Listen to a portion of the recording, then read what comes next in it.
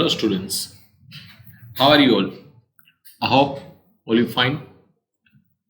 Today, we are going to discuss one of the very important chapter in the corporate accounting in your SYBCom. That's internal reconstruction. Student, maximum cases, students are finding difficult in this chapter because they find this chapter complicated in terms of the conceptual understanding, and they find it questions bigger one, but it is not the case. I tell you, if you understand this chapter conceptually, then no chapter could be so easy like this chapter. It's so easy. Maximum thing would be repetitive one. And I tell you, if you properly understand, try to be with me and have a proper practice understanding the component rather than simply jump to the question. I can make sure you people that in any of the questions, at least 60 to 70 percentage marks on that question is guaranteed. Guaranteed. Try to understand this basic part, then we go for the questions. I'll tell you how to solve the questions. See, maximum case students, by seeing the size of the questions, they always worried and that they think how to approach it. And maximum cases student have a question કે sir આવડા મોટા question ને ક્યાંથી ચાલુ કરવું, કઈ entry પહેલા pass કરવી. That is a problem, but it's not the case, students. I'll tell you how we approach the question. It's very important. How you analyze the question, how you approach.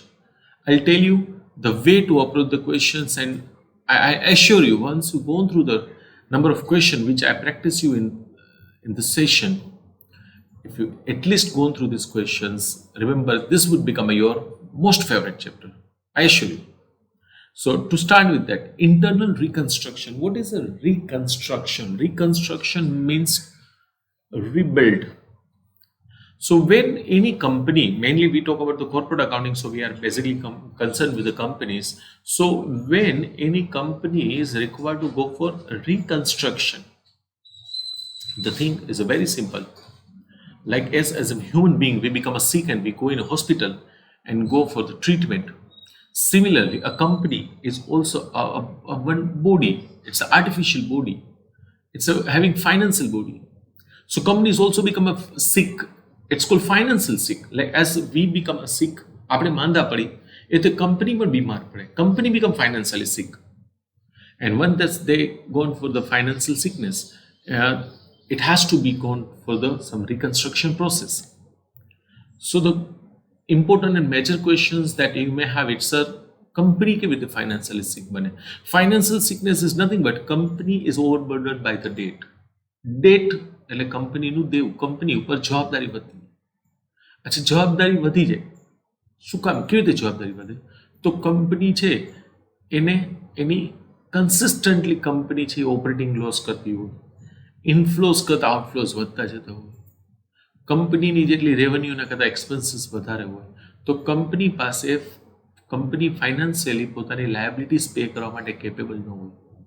અચ્છા, કંપનીને પૈસાની જરૂર હોય, liabilities pay કરવી હોય, revenue ઘટી ગયો, ઇનફ્લોઝ ઘટી ગયા, આઉટફ્લો વધી ગયા હોય, તો company will go to the market, to the bank, financial institutions and all, અને કંપનીની પાસે ફંડ લેવા જાય. પણ એ લોકો કંપનીના ફાઇનાન્શિયલ્સ જોવે, રિપોર્ટ જોવે ને જોઈને દે આર નોટ ઇન્ટરેસ્ટેડ. એનો મતલબ કે કંપની ફાઇનાન્શિયલી સિક થઈ ગઈ છે, ફાઇનાન્શિયલી ડિસ્ટર્બ છે.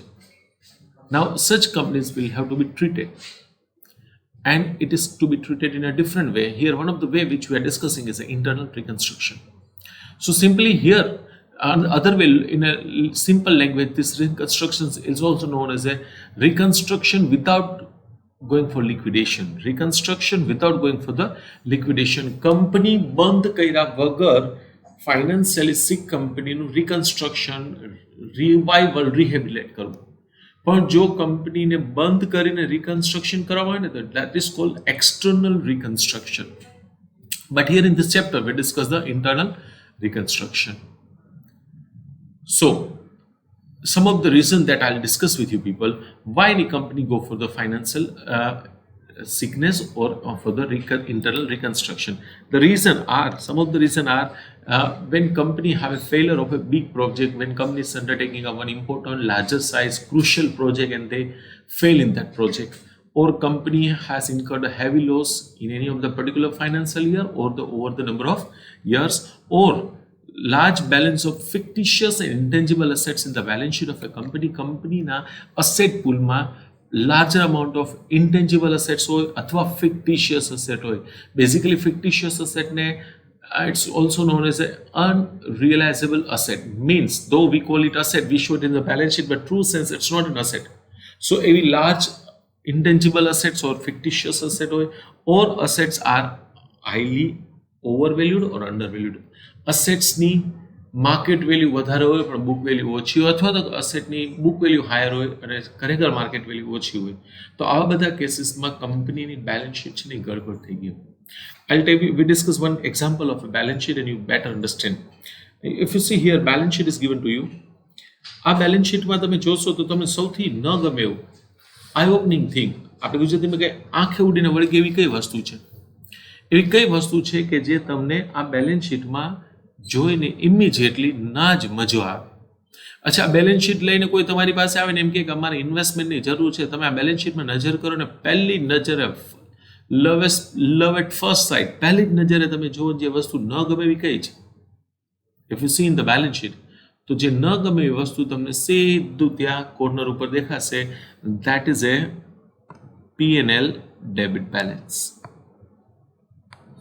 P&L ડેબિટ બેલેન્સ તમે કહેશો ડેબિટ ક્યાં લખ્યું છે? લોજિકલ વસ્તુ છે. P&L ની ક્રેડિટ બેલેન્સ હોય ને તો it appears on the liability side. Asset side જો P&L ની બેલેન્સ હોય તો એની ડેબિટ, બીકોઝ અસેટ સાઇડ જે પણ આઇટમોની બધાની ડેબિટ બેલેન્સ હોય, તો આ P&L ડેબિટ બેલેન્સ છે. આ 8 લાખ રૂપિયા શું રિપ્રેઝેન્ટ કરે છે? What it રિપ્રેઝેન્ટ્સ? 8 લાખ રૂપિયા બેલેન્સ શીટનો ટોટલ 40 લાખ રૂપિયા છે. યુ કેન સે કંપનીની અસેટ છે ને 40 લાખ રૂપિયા, 40 લાખ રૂપિયાની અસેટ છે. તો એ 40 લાખમાં 8 લાખ રૂપિયા શું રિપ્રેઝેન્ટ કરે છે? This 8 lakh represent accumulated loss. This represent the accumulated loss. You cannot say this loss is of a current year. No, it's accumulated loss. What is accumulated loss? Company has a loss accumulated over the number of years. સતત વર્ષો વર્ષ company loss કરતા કરતા કરતા અત્યારે કંપનીમાં કેટલો loss ભેગો થઈ ગયો છે? 8 lakh rupees. Now friends, 8 lakh rupees for a company like Reliance, Tata, it doesn't make a difference. But here it make a difference because તમે ઓબ્ઝર્વ કરશો ને તો કંપનીના શેર, રિયલ ઓનર્સ, શેર હોલ્ડરે જેટલા બિઝનેસમાં નાખ્યા છે ને 9 લાખ રૂપીસ, 9 લાખ રૂપીસની સામે 8 લાખ રૂપીસનો તો લોસ થઈ ગયો છે. એનો મતલબ કે રિયલ ઓનર્સ જેટલા પૈસા ધંધામાં લેવા ને એટલા તો ઓલરેડી કંપની લોસ, અક્યુમ્યુલેટેડ લોસ થઈ ગયો છે. કંપની પાસે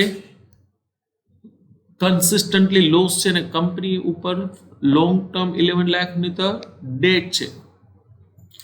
ડેટ તમે જોશો, ડેટ એટલે કે બોરોવિંગ્સ, તો share preference share holders individually અથવા ઇક્વિટી શેર હોલ્ડર્સ કરતાં પણ વધારે જેટલા રૂપિયા લેવા ને એના કરતાં વધારે રૂપિયા તો કંપની છે એણે માર્કેટમાંથી ઉછીના લીધા છે.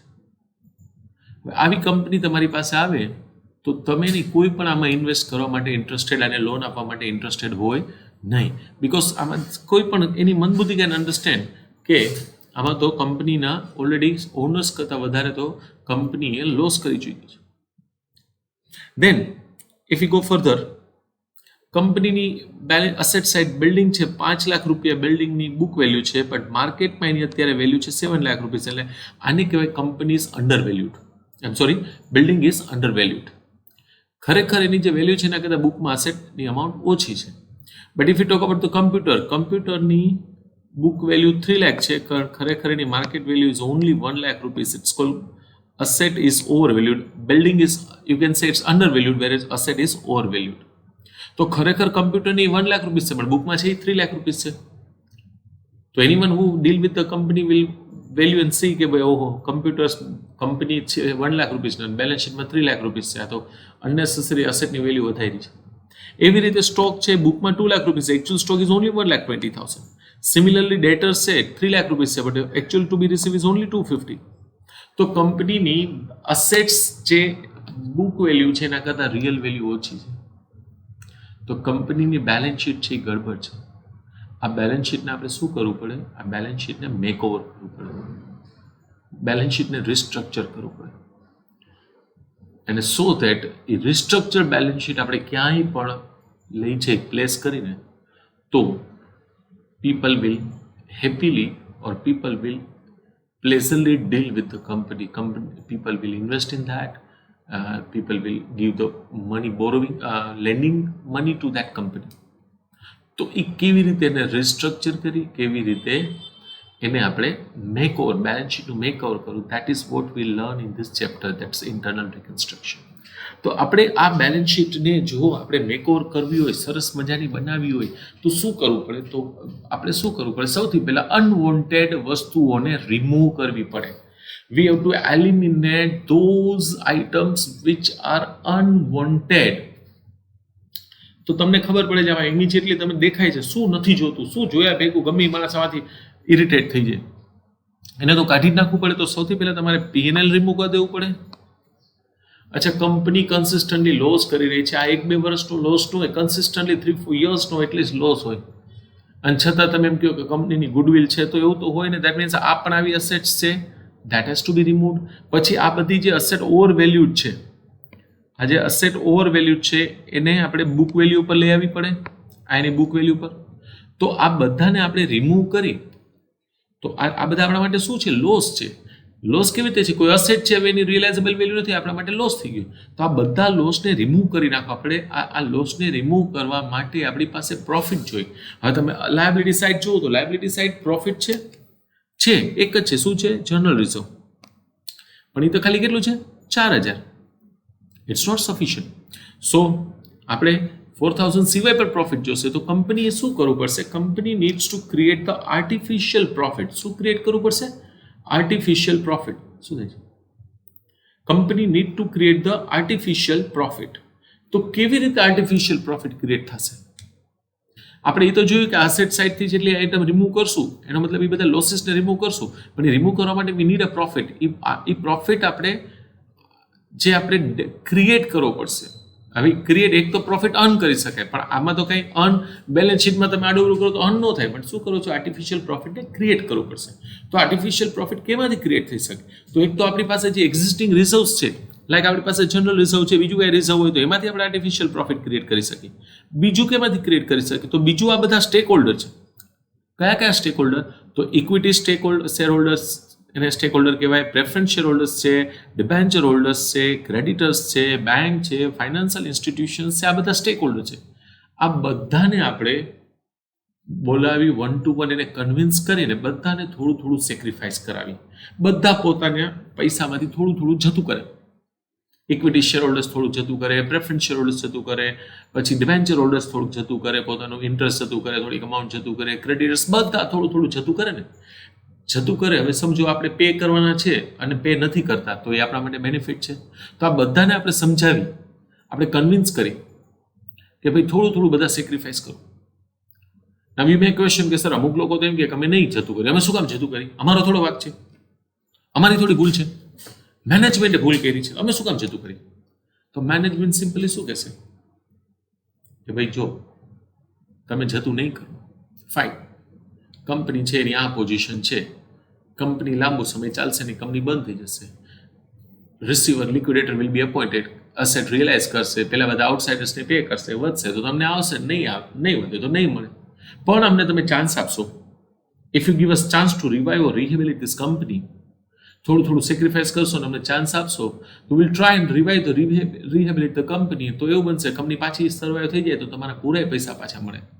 તો બધા સ્ટેક હોલ્ડર એમ થશે કે બધા પૈસા જતા અમે જશે, એના કરતાં થોડું થોડું સેક્રિફાઈસ કરી, મજબૂરીનું નામ મહાત્મા. So all the stake holders as per the companies convincing power, all the share holders many or may or more or less they will sacrifice something. આ બધા સેક્રિફાઈસ કરશે, એમાંથી આર્ટિફિશિયલ પ્રોફિટ ક્રિએટ થશે, જેનો આપણે યુઝ કરશું આ બધા લોસીસને રાઇટ ઓફ કરવા માટે, અને એના દ્વારા આપણે બેલેન્સ શીટમાંથી અનવોન્ટેડ વસ્તુને રિમૂવ કરી નાખશું, and we will have a balance sheet which can be place with the investor, financial institutions. This process is called internal reconstruction. This process is called internal reconstruction. So what we learn in this chapter, we learn the accounting treatment. When any company gone for the internal reconstruction, what is accounting treatment? Accounting treatment શું થશે? તો obviously accounting treatment is depend upon the transactions. તો આ internal reconstruction માં બે જ transaction હશે. એક creation of artificial profit અને બીજું use of artificial profit to writing down the losses. Artificial profit create કરશું, એનો use કરશું losses ને write down કરવા માટે. તો આર્ટિફિશિયલ પ્રોફિટ ક્યાંથી ક્રિએટ થશે? તો આર્ટિફિશિયલ પ્રોફિટ ક્રિએટ થશે, બધા જે સ્ટેક હોલ્ડર છે બધા થોડું થોડું સેક્રિફાઈસ કરશે. યુઝ શેમાં કરશું? અસેટ્સને રાઇટ ડાઉન કરવા માટે. બરાબર. તો આપણે બે આખા ક્વેશ્ચન્સમાં, આખા ચેપ્ટરમાં કોઈ પણ ક્વેશ્ચન્સમાં આપણે કોઈ પણ એડજસ્ટમેન્ટ લેશું ને, એ આ બેમાંથી એક જ હશે. કાં તો creation of profit, utilization of profit, આ બેનો જ પાર્ટ હશે.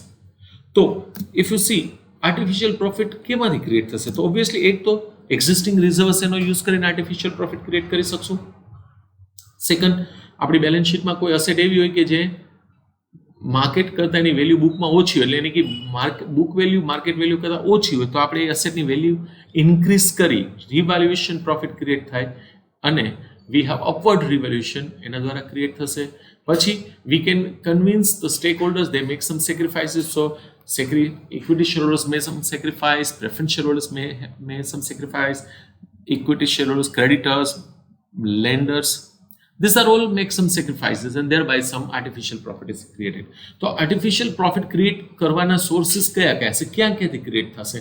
તો સિમ્પલી એક્ઝિસ્ટિંગ રિઝર્વ, સૌથી પહેલું best available existing reserves. Second, કોઈ પણ અસેટ હાઈલી અંડરવેલ્યુડ એટલે એની માર્કેટ વેલ્યુ કરતાં બુકમાં એની વેલ્યુ ઓછી હોય, તો એવી અસેટને અપવર્ડ રિવેલ્યુએશન કરી અને બધા સ્ટેક હોલ્ડરને કન્વિન્સ કરી થોડું બધા સેક્રિફાઈસ કરે. Once we will have this artificial profit create, આપણે એનો યુટિલાઇઝેશન કરશું. શું એનું યુટિલાઇઝેશન કરશું? To write down the losses. એટલે સૌથી પહેલા પીએનએલની ડેબિટ બેલેન્સ, અક્યુમ્યુલેટેડ લોસીસ, પછી જે અસેટ નથી જોતી જેમ કે intangible asset, specifically fictitious asset જે અમે કાંઈ રિયલાઇઝ નથી થવાની, પછી જે ઇન્ટેન્જિબલ અસેટની વેલ્યુ ન હોય એ, અને પછી આપણે અસેટને write down. So how we use it? We use it to write down the accumulated losses, write down the miscellaneous expenditure, to write down the intangible assets and write down those assets. કઈ અસેટને write down કરશું? which is highly overvalued એટલે એની market value કરતાં book value ઘણી બધી વધારે હોય, અનનેસેસરી artificially upward રિવેલ્યુડ હોય, તો આપણે એને શું કરશું? ડાઉન કરી નાખશું, ડાઉન રિવોલ્યુશન. તો એ આપણી અસેટની વેલ્યુ ઘટે તો લોસ થશે. That loss we will adjust against this profit is created. અને પછી છેલ્લે બધો આર્ટિફિશિયલ પ્રોફિટ યુઝ કર્યા પછી પણ કાંઈ પ્રોફિટ વધે તો this will be transfer two capital reserve. So in the entire chapter, any of the transaction we go for this will fall in the either creation of artificial profit or utilization of artificial profit. જેટલા question કરશું, જેટલા adjustment કરશું, કોઈ પણ adjustment discuss કરશું, will fall in the creation of artificial profit or utilization of artificial profit. Create, mainly created from existing reserves, upward revaluation of assets and sacrifices by stakeholders, utilization, accumulated losses, writing down the value of assets, and balancing this artificial profit account, if at all, will be remain transferred to capital reserve because it's a capital nature profit. Now, what we have to discuss? We have to discuss the accounting treatment for each and every transaction. આ જેટલા પણ આપણે artificial profit create કરવાના sources છે અને એના utilization એક આઇટમની આપણે અકાઉન્ટિંગ ટ્રીટમેન્ટ ડિસ્કસ કરશું, જર્નલ એન્ટ્રી ડિસ્કસ કરશું, એની પાછળના લોજિક ડિસ્કસ કરશું. And I tell you don't have to remember any entry, because જો તમારે અકાઉન્ટમાં જર્નલ એન્ટ્રી પાકી કરવાના દિવસો આવ્યા ને, remember you can never be the master in account. No, you no need to by heart the entry. What you have to do is understand, try to understand. કોઈ દિવસ પાકી નહીં કરવાની અને ક્યારે એરર નહીં થાય. In the next video we'll discuss the accounting treatment for each and every entry, for each and every transaction. Thank you.